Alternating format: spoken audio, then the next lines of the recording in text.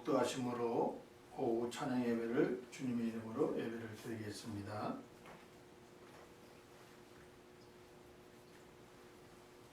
찬송가 325장 하나님 앞에 찬양 드리겠습니다.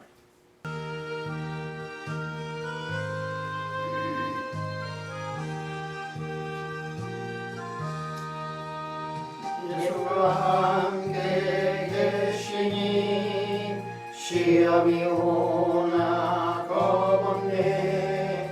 이분의 구원 되시는 예수를 위해 삽시다. 날마다 주를 섬기며 언제나 주를 기리고 그 사랑 안에 살면서 딴 길로 가지 맙시다. 이 세상 사는 동안에 주 이름 전파하면서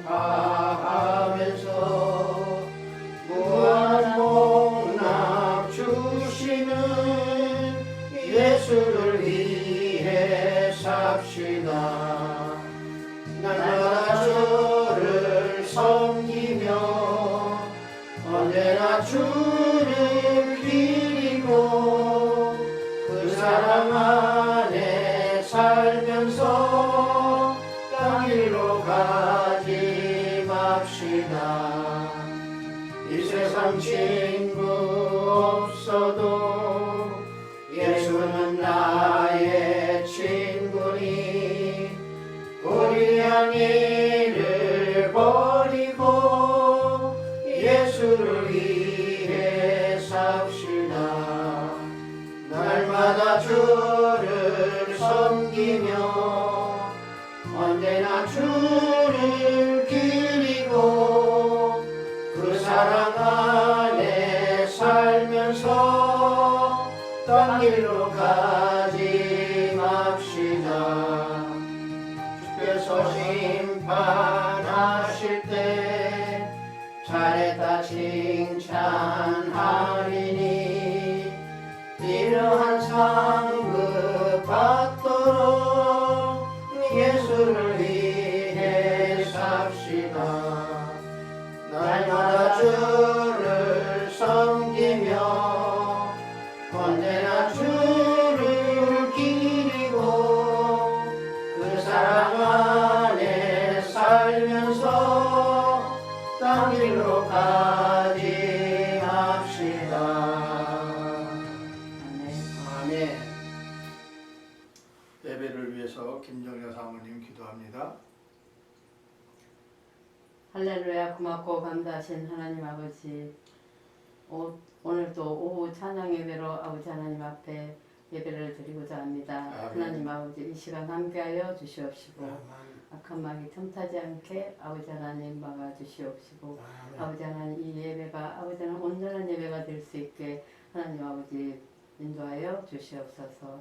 아버지 하나님, 오늘도 말씀 전하실 이광구 목사님 아버지 하나님 먼 길 오셨습니다.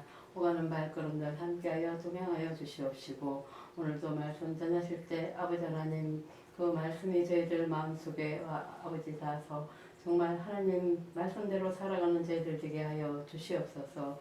예배 끝나는 시간까지 함께하여 주실 줄 믿사오며 우리 주 예수 그리스도 이름으로 기도드렸습니다. 아멘.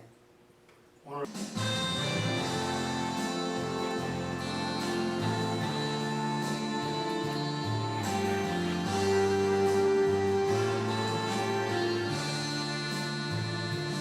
쉬운 때 많은 우리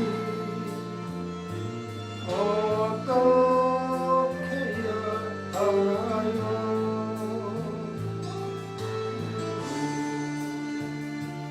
주여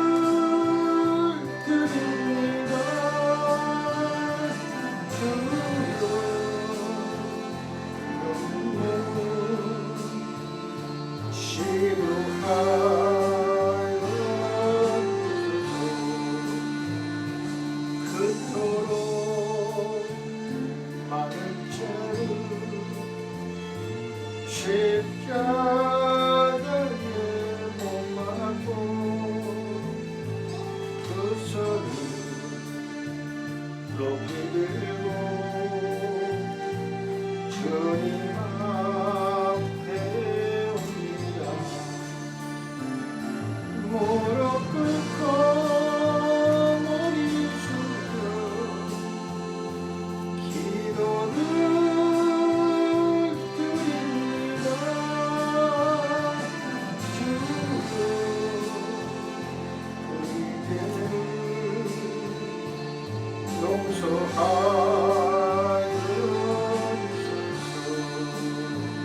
아멘. 아멘. 오늘 하나님이 주신 말씀 잠언서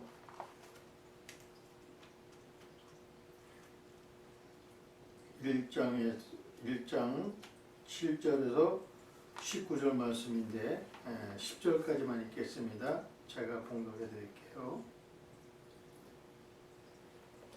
여호와를 경외하는 것이 지식의 근본이거늘 미련한 자는 지혜와 훈계를 멸시하니라. 내 아들아 내 아비의 훈계를 들으며 내 어미의 법을 떠나지 말라. 이는 내 머리에 아름다운 간이요 내 목에 금사슬이니라. 내 아들아 악한 자가 너를 깰지라도 따르지 말라. 아멘. 오늘 이 본문의 말씀을 가지고 우리 이완구 목사님께서 아비의 훈계를 버린 유혹의 결과라는 말씀을 전하실 때 많은 은혜 받으시길 바라겠습니다.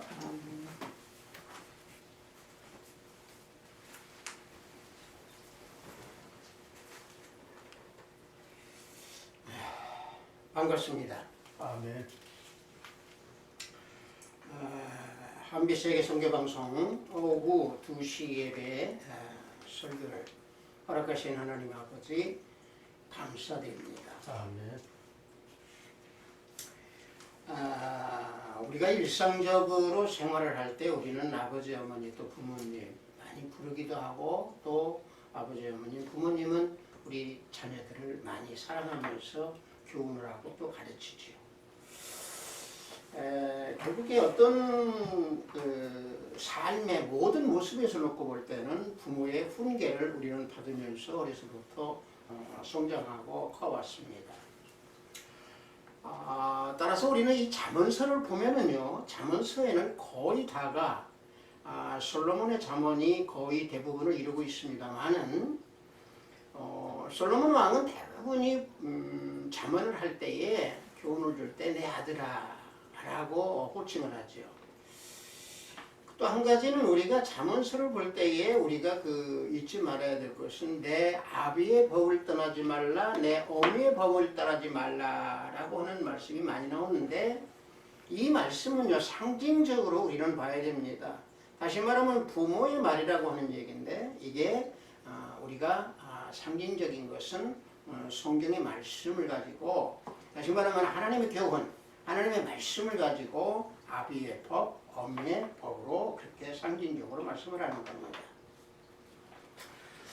이 아비의 교훈, 어미의 교훈이라고 하는 이 말씀을 버리고 난 뒤에 사람들이 닥쳐지는 모든 삶의 결과는요, 일반적으로 믿지 아니하는 사람들은 그럴 수 있지 이렇게 말을 하는 것이고, 우리 하나님의 자녀들은 내가 하나님의 말씀을 불순종해서 이런 어떤 결과가 나오는가 보다라고 생각을 하고 또 회개 기도를 하면서 하나님께 나아가죠. 그래서 우리는 말씀 속에서 우리는 무엇부터 우리는 항상 설교에서 많이 듣냐, 지식은 근본이 하나님이다. 그 하나님을 경외함으로 지식이 근본이다 라고 말을 우리는 많이 듣습니다.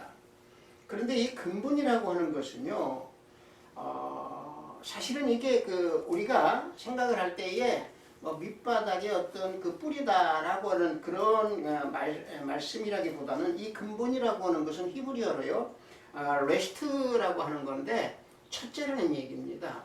다시 말하면은 시작이라는 얘기고 최초라는 얘기죠. 그러니까 하나님을 경외하는 게 지식의 근본이다라고 하는 것은 바로 뭐냐면 지식의 모든 첫째 시작은 하나님을 아는 일고 하나님을 경외하는 데서부터 지식은 시작이 된다라고 우리는 그렇게 알아야 됩니다. 이게요, 세상 사람들은 하나님을 믿지 않는 불신자들은 세상의 지혜, 세상의 모든 지식 가득 차 있습니다. 그런데 이들은 하나님을 두기 싫어하죠. 왜? 자신들의 지식만 믿고 자신들의 지혜를 의지하면서 살기 때문에 뭐라고 말씀드릴까요? 홀로 독자적으로 제일 잘난 것으로 생각을 하고 자신만을 의지하면서 살아가는 게 하나님 믿지 않는 불신자들의 행위고 그들이 나타나는 모습이죠. 그래서 하나님을 경외하라고 우리는 성경에서 많이 말씀을 합니다. 이 경외라고 하는 말씀은요, 히브리어로 아르아라고 합니다. 이르아라고 하는데, 이르아라고 하는 것은 바로 뭐냐면은 두려움을 가지라는 얘기죠. 그래서 하나님을 경외한다라는 얘기는 하나님을 두려움과 떨림으로 우리는 바라보면서 하나님을 공경하라는 얘기입니다. 그래서 방금 말씀드린 대로 하나님을 경외하는 것이 지식 근본이다. 다시 말하면 하나님을 두려움으로 또 떨림으로 우리가 공경할 때에 그 지식을 얻게 되므로 그 지식이 첫째가 되면서 모든 세상 지식이나 말씀의 지식을 하나님께서 우리에게 부어주신다는 얘기입니다. 아멘. 자, 보세요. 우리가 이렇게 생각하면 됩니다. 세상에 아무리 지금까지 많은 철학자가 됐든 세상에 많은 지혜자가 됐든 이런 사람들이 죽을 때는 다 우리가 책에서 놓고 본다든가 그들의 말을 놓고 볼 때는 다 후회를 합니다. 내가 하나님을 믿을 걸. 내가 예수 그리스도를 믿을 걸. 내가 지옥으로 가는구나. 이런 얘기를 그 책 속에서 또는 그들이 말 속에서 우리는 많이 봅니다. 이게 왜 그렇겠습니까? 하나님을 경외하는 것을 그들은 모르고 세상 지식만 의지하고 살았다가 죽음 바로 직전에서야 그것을 알게 되는 겁니다. 그래서 우리가 첫 번째 가져야 할 중요한 지식은 하나님을 아는 지식, 즉 하나님을 경외함으로 하나님을 두려움으로 떨림으로 공경함으로 스스로 계신 I am 그럽니다. 스스로 계신 하나님, 우리는 이 하나님을 알고 또 온 우주 만물을 창조하신 하나님, 또 성자 하나님이 말씀으로 이 세상을 창조하셨기에 우리는 거룩하신 그 하나님의 위엄 앞에서 두려운 마음을 가지고 경배할 때 결국에 하나님의 지식을 첫 번째로 우리는 가지게 되더라고는 사실입니다. 아멘. 자, 그래서 이 중요한 지식을 우리가 가져야 하는데 이 중요한 지식을 가지려고 하면은 우리는 어떻게 해야 됩니까? 우리는 예수 그리스도를 믿어야 되는 것이고 예수 그리스도를 믿음으로 우리는 복음의 말씀에 우리는 들어가서 그 복음의 말씀이 내 안에 거할 때에 우리는 하나님의 지식을 알게 되는 것입니다. 따라서 하나님을 경외하지 않는 자는요, 하나님 모릅니다. 하나님이 이 땅에 계시지 않는다고 합니다. 다시 말하면 하나님이 이 땅에 없다라고 합니다. 이게 잠언서 14장 1절과 잠언서 53장 1절은 똑같은 말이죠. 하나님이 없다라고 하는 자.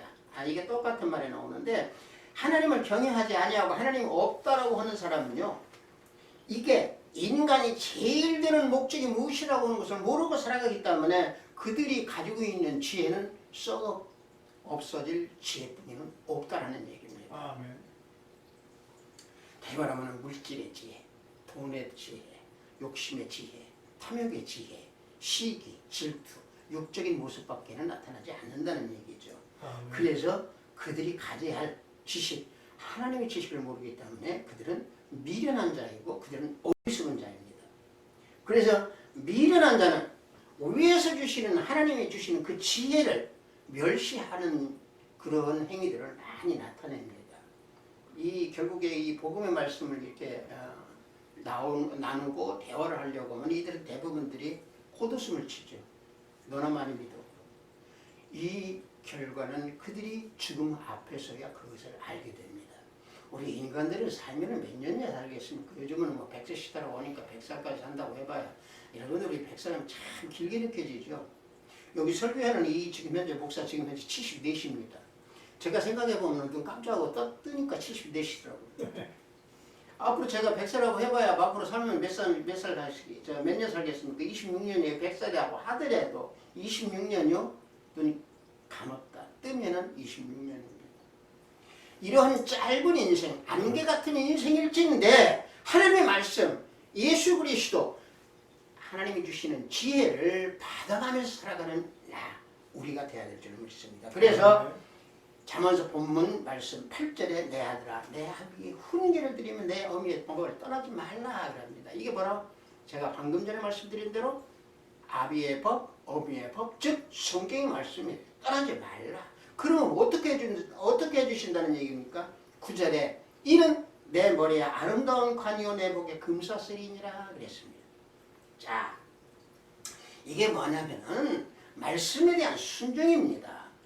지혜서에서 제가 방금 전에 말씀드린 대로 시가서에서 나오는 이 부모에 대한 말씀은 부모가 아닌 상징적으로 부모를 쓴 하나님의 말씀으로 우리는 예수 그리스도를 공경하고 두려움과 떨림으로 우리가 나아갈 때에 지혜를 부어주시고 그 아름다운 관, 또 내 목에는 금사슬이 드는 겁니다. 자, 우리가 여기서 볼 때 자, 내 아들아 하고 10절에서 솔로몬이 부릅니다. 그러면 내 아들아 라고 불렀다라고 하는 것은 바로 뭡니까? 이것은 솔로몬이 자신의 경험의 열매를 놓고 봤을 때에 하나님의 말씀, 하나님의 법을 따르다가 보니까 이게 나한테 지혜를 주더라. 솔로몬의 지혜 우리가 다 잘 알죠. 초등학교 때부터 배우니까 그런 지혜를 주신다는 얘기죠. 그래서 솔로몬이 이러한 경험을 가졌기 때문에 사랑하는 아들아, 내 아들아 하고 호칭을 하고 부르면서 가르치고 교훈하고 있는 겁니다. 방금 말씀드린 대로 하나님의 법을 따르라는 얘기입니다. 그래서 우리가 이제 하나님의 법, 말씀 우리가 떠나서 그러면 우리가 부모라고 하는 인과관계의 부모라고 하는 쪽으로 우리가 살짝 이렇게 돌려서 말씀을 드리면은 자 보십시오. 60이 됐든 70이 됐든 내 위에는 반드시 부모님이 계십니다. 또 우리 밑에는 반드시 내 자녀가 있습니다. 그 이게 바로 뭡니까? 계속 가르침으로 내려갑니다. 여러분들이 부모가 가르치지 않는다고 하면은요, 이렇게 생각해 보십시오. 하나님의 법을 떠나면은요, 어떻게 되는 줄 아십니까? 육신이 욕을 먹습니다. 자, 그걸 우리가 이렇게 살짝 부모와 자식과의 관계에서 놓고 볼 때, 자, 부모가 자식을 간섭을 하는데 자식이 간섭받기를 싫어하니까 부모가 간섭을 안 해버리죠. 그러면 자녀는 그 시간부터 자유하면 제멋대로 살죠. 그럼 어떻게 되겠습니까? 그 시간부터 육신은 자유지만 영혼은 썩어 들어가면서 멸망의 길로 가는 거죠. 물론 자녀들이 다 그렇지는 않습니다. 부모의 명령을 받지 아니하는 그런 자녀들 중에서 그와 같은 멸망의 길로 가는 경우가 있다. 마찬가지로 하나님의 말씀을 우리가 거역하고 그것을 싫어하면은 우리는 멸망의 길로 갈 수밖에 없다. 왜? 인간들은 연약하고요. 또 세상에 대해서 우리는 알지 못합니다. 그래서 하나님의 법, 하나님의 말씀이 필요한 것입니다.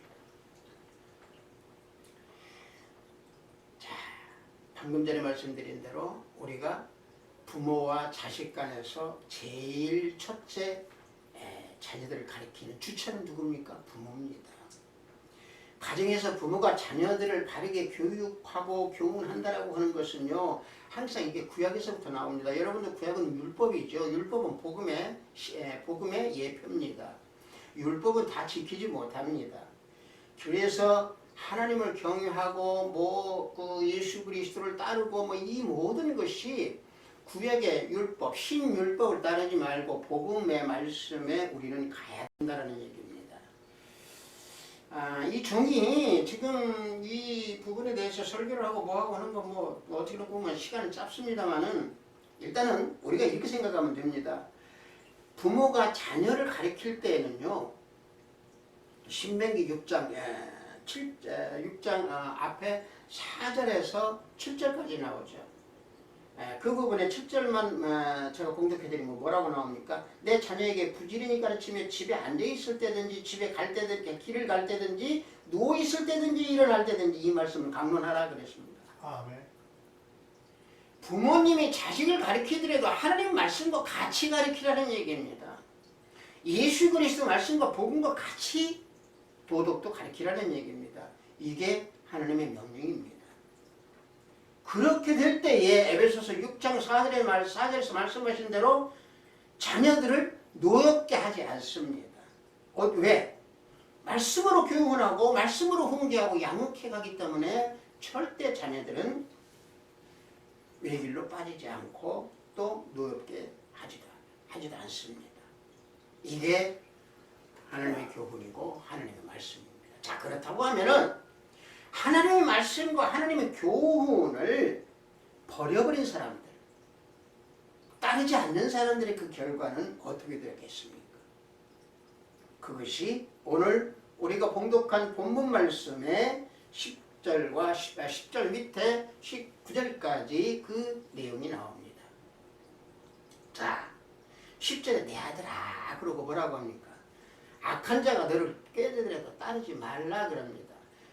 하나님 말씀을 거역하고 버려버리면 악한 자가 꾀입니다. 다시 말하면 악한 자라고 하는 것은 뭐냐면 죄 많은 사람들, 죄 있는 사람들, 죄인들을 얘기합니다. 이게 히브리어로는 하타라고 하는데 죄 있는 사람들, 죄인을 가지고 얘기하죠. 이게 왜 그러냐면 이 사람들은요 하나님을 믿지 아니하기 때문에 그 사람들의 생활의 모든 것은 하나에서 열까지 전부 죄악된 삶을 삽니다. 그래서 사악한 자라고 얘기를 하죠. 그럼 사악한 자가 어떻게 합니까? 꾀입니다. 미혹합니다. 다시 말하면 사탄이 미혹하는 거죠. 그러니까 이 사악한 그 악한 자가 미혹하면 어떻게 됩니까? 말씀에 내가 서 있지 못하고 말씀에 순종하지 못하면 거기에 미혹이 돼서 내가 따라가게 되는 거죠. 같은 함정으로 빠지게 되는 겁니다. 결국에 바로 뭔 얘기냐?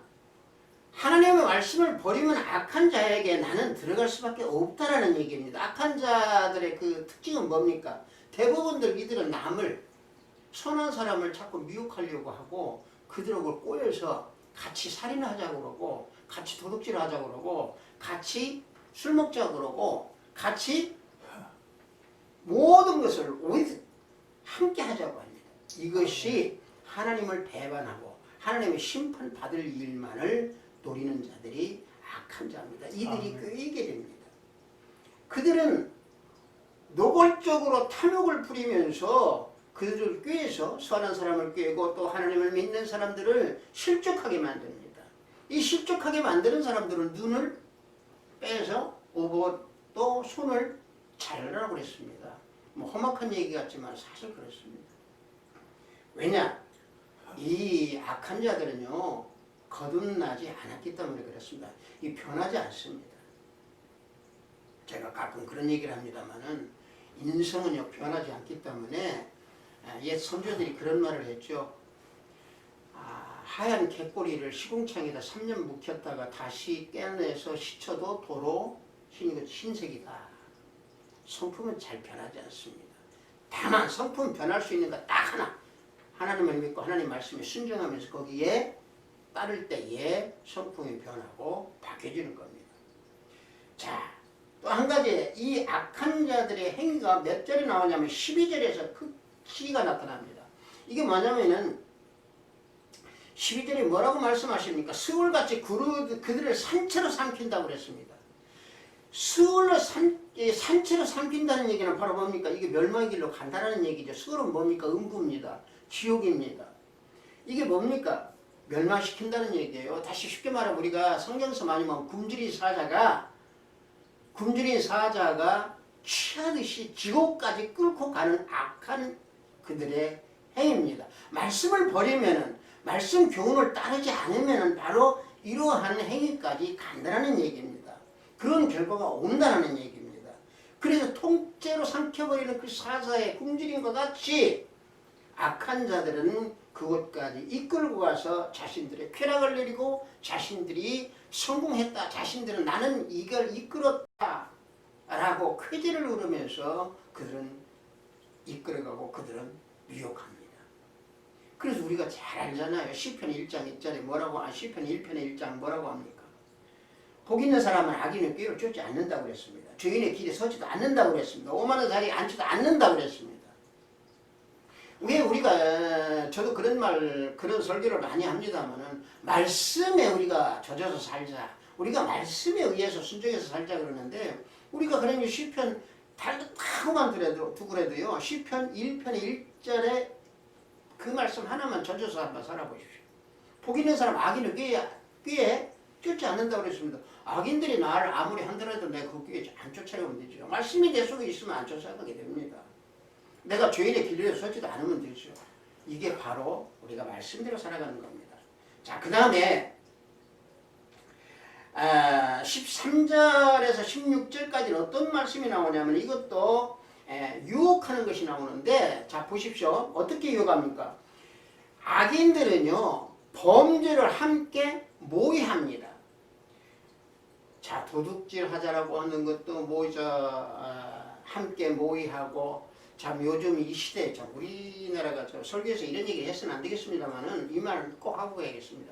요즘에 우리나라가 거짓이 너무 난무합니다. 진실이 없습니다. 이게 바로 뭡니까? 악인들이 꼬이기 때문이겠습니다. 악인들이 그것을 만들어내기 때문에 그렇습니다. 아멘. 범죄를 모의하고 실행하는 것이 바로 뭡니까? 악인들입니다. 죄인들입니다. 이게 그들의 십성입니다. 그래서 이들이 뭐라고 합니까? 함께 제비 뽑고 함께 전대 하나만 두자 그럽니다. 함께 제비 뽑자는 얘기는 뭡니까? 공동을 맞추자는 얘기죠. 보조를 맞추자는 얘기죠. 또 하나, 전대 하나만 두자 하는 얘기는 뭡니까? 부대 하나만 두자는 얘기예요. 쉽게 말하면 우리가 불법으로 우리가 이득을 취하고 돈을 취했으면 우리가 한 공동체로 거기다 돈을 넣고 흥해도 같이 흥하고 죽어도 같이 죽자라고 하는 그런 의미입니다. 다시 말하면 공동 소유로 해서 공동 생활을 하자는 얘기입니다. 이게 바로 뭡니까? 악한 자들이 미혹하는 가장 쉬운 방법 중에 하나입니다. 그래서 그들이 유혹할지라도 시편에서 말씀하신 대로 그들과 함께 길을 다니지도 말고 그들을 향해서 발을 금하라는 얘기입니다. 이게 잠언입니다. 유혹이라고 하는 것은요 한 번에 그치지 않습니다. 지속적으로 계속 유혹을 합니다. 멸망의 길을 가도록 끊임없이 미혹하고 끌어당기는 그런 특성을 가지고 있는 것이 유혹이고 미혹입니다. 여러분들 우리가 이렇게 생각하면 됩니다. 우리가 잠언서에서 음녀가 많이 나옵니다. 탕자가 많이 나오고. 자, 음녀가 미혹하는데요. 특히 남자나 여자나 이 미혹하는 데는요. 성으로 미혹하는 데는 끊임없이 미혹합니다. 한 번으로 안 끝납니다. 이 악한 자들도 미혹하는데 끊임없이 미혹합니다. 그것을 헤쳐나가고 그것을 승리할 수 있는 길은 오직 하나, 말씀. 오직 하나, 하나님의 법. 오직 하나, 복음. 그 안에서 우리가 살아가면 승리합니다. 그래서 그런 결단으로 유혹을 해야 된다라고 히브리서 3장 13절에서 말씀하고 있는 겁니다. 자, 말씀을 보면은 오직 오늘이라 일컫는 동안에 매일 피차 권면하여 너희 중에 누구든지 죄의 유혹으로 완고하게 되지 말라 라고 우리에게 교훈하고 있습니다. 자, 이러한 모든 유혹과 이런 결과가 오는데 이 결과에 내가 그게 빠져버리면 어떻게 되겠습니까? 그 빠져버린 상태의 모습을 나타내는 것이 17절에서 19절에서 말씀하고 있는 겁니다. 자, 17절을 보면 새가 보는 데서 그물을 치면 헛일이 같다 그랬습니다. 18절은 가만히 엎드려서 자기 피 흘릴 것이고 숨어 기다리는 자는 자기 행명을 해야 할 것이고 이익을 탐하는 모든 자는 다 이와 같이 자기 생명을 잃느니라 그랬습니다. 자, 여러분들 보십시오. 새가 딱 앉아있는데 그 새 보는데 그물을 쳐보십시오. 그 새가 그 그물 속으로 들어가겠습니까? 안 들어가잖아요. 유혹을 받는다 하더라도 승리하지 못하면은 다시 말하면 뭔 얘기냐? 그 범죄에 가담할 수밖에 없다는 얘기입니다. 새만 또 못한 자들이 되기 때문에 헛된 인생, 헛된 삶의 모습이 나타난다는 얘기죠. 그러나 그런 유혹에도 승리하는 자 앞에서는요, 악한 자들이 아무리 숨어서 기다린다 하더라도 그들은 자신의 생명을 잃을 수밖에 없다는 얘기입니다. 아멘. 함정을 아무리 파놓는다고 하더라도 자기가 그 함정에 빠진다는 얘기죠. 그래서 악한 자들이 행하는 일은 사악한 일을 행하기 때문에 자기 생명을 잃을 수밖에 없는 겁니다. 아멘. 자신만의 유익을 탐하는 자, 우리가 복음서에서 놓고 보면 화 있을지언저라는 얘기를 우리가 많이 듣습니다. 우리가 많이 봅니다. 이 화 있을진저라고 하는 것이 그저 우리는 그냥 화 있는가 보다 이렇게 생각하면 안 됩니다. 화 있을진저 이것은 미혹당한 자들입니다. 이게 다시 말하면 하나님 말씀을 순종하지 아니하는 자, 하나님 말씀을 버린 자, 이들이 화 있을진저 그럽니다. 그게 바로 누구를 지칭했습니까? 복음서에서는 바리새인들이죠. 제사장이죠. 이들이 화 있을진저 하고 예수님이 질책을 하시는 것이 반드시 앞에다가 화 있을진저 나오죠. 그게 바로 뭡니까? 악인들의 행위 때문에 그렇습니다. 그래서 시편 7편 15절에서 그가 웅덩이를 파 만드느냐 제가 만든 함정에 빠졌도다 그럽니다. 자기가 자기 함정 자기가 빠지는 거예요. 이런 삶을 살아가는 이런 모든 결과가 나오는데 왜 우리가 하나님 말씀을 불순종하고 우리가 하나님이 없다라고 말을 하고 우리가 하나님을 우리가 등지고 살아야 되겠습니까? 우리는 오직 이 땅에 살아가면서 모든 것이 하나님께서 주장하시고 하나님께서 모든 것을 다 다스린다라고 하는 것을 우리는 입술로 고백하면서 하나님 앞에 나아갈 때 하나님께서는 그를 들어 쓰시면서 그에게 축복해 주시는 놀라운 성령 하나님의 역사가 우리들의 삶 속에서 함께 해주신다라고 하는 사실을 우리는 잊어서는 아니 될 줄 믿습니다. 이 시간 이후에 우리는 내 어미의 법, 내 아비의 법, 즉 다시 말하면 하나님의 말씀, 이 말씀을 우리는 버리지 말고 이 말씀을 우리는 순종하면서 나아가며 우리가 모든 악한 자들의 미혹으로부터 우리는 승리하고 세상으로부터 승리하는 우리 모두가 되기를 원합니다. 잠시 기도합니다. 아버지 하나님 감사합니다. 아버지 하나님의 말씀에 유혹에서 벗어나는 그 결과 우리는 은혜를 나눴습니다. 우리의 삶 모든 가운데에 하나님의 말씀으로 살기 원하오니 우리가 서로 세상에서 살아가면서 잠시 우리가 말씀에 잊고 살아가는 그 순간순간에도 성령 하나님 항상 우리를 붙잡아 주셔서 깨우쳐 주셔서 올바른 믿음의 삶을 살아가는 우리 모두가 되기를 원합니다. 예수 그리스도의 이름으로 기도하옵나이다. 아멘.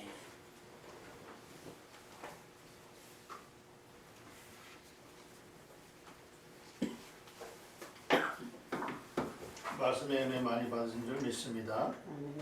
찬송가 446장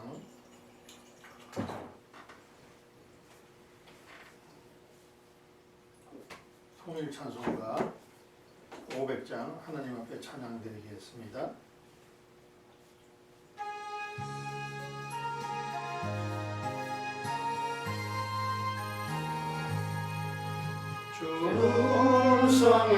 중성에는 참 기쁨 없도다.